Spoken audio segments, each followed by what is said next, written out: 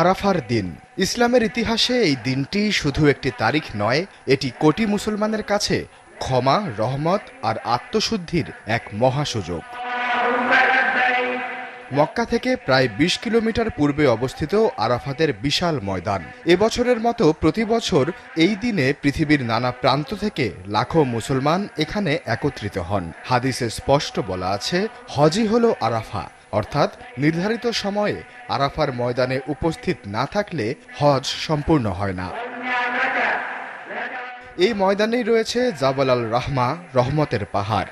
ইসলামী ঐতিহ্যের বর্ণনা অনুযায়ী পৃথিবীতে অবতরণের পর দীর্ঘ বিচ্ছেদ শেষে এখানেই পুনর্মিলিত হয়েছিলেন হযরত আদম ও হাওয়া।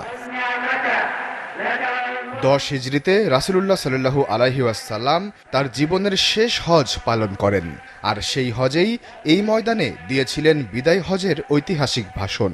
সেদিন তিনি ঘোষণা করেছিলেন, কোনো আরবের ওপর অনারবের শ্রেষ্ঠত্ব নেই, মানুষের মর্যাদা নির্ধারিত হবে তাকওয়ার মাধ্যমে। আজও এই ভাষণকে মানবাধিকারের অন্যতম গুরুত্বপূর্ণ ঘোষণা হিসেবে বিবেচনা করা হয়। সেই একই দিনে নাজিল হয়েছিল পবিত্র কোরআনের বাণী, যেখানে দেয়া হয়েছিল দিনের পূর্ণাঙ্গতার ঘোষণা। আলেমরা বলেন, আরাফার ময়দান মানুষকে কিয়ামতের কথাও স্মরণ করিয়ে দেয়। লাখো মানুষ একই সাদা পোশাক, একই ময়দানে দাঁড়িয়ে থাকেন। নেই ধনী গরিবের পার্থক্য, নেই ক্ষমতার অহংকার। বিশ্বের সবচেয়ে বড় শান্তিপূর্ণ ধর্মীয় সমাবেশগুলোর একটি এই আরাফার দিন। হাদিসে এসেছে, এই দিনে আল্লাহ তাআলা সবচেয়ে বেশি মানুষকে জাহান্নাম থেকে মুক্তি দেন। শুধু হাজিরা নন, যারা আরাফাতে নেই তারাও এই ক্ষমার অন্তর্ভুক্ত হন। রাসূলুল্লাহ সাল্লাল্লাহু আলাইহি ওয়াসাল্লাম জানিয়েছেন, আরাফার রোজা আগের ১ বছর ও পরের ১ বছরের গুনাহের কাফফারা হবে, তবে হজ পালনকারীরা এই রোজা রাখবেন না।